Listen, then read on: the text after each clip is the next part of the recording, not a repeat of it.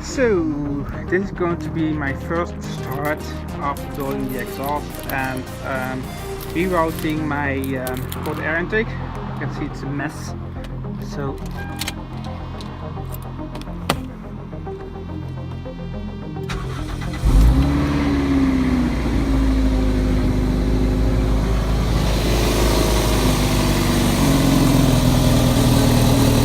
not run perfect at the moment yet, but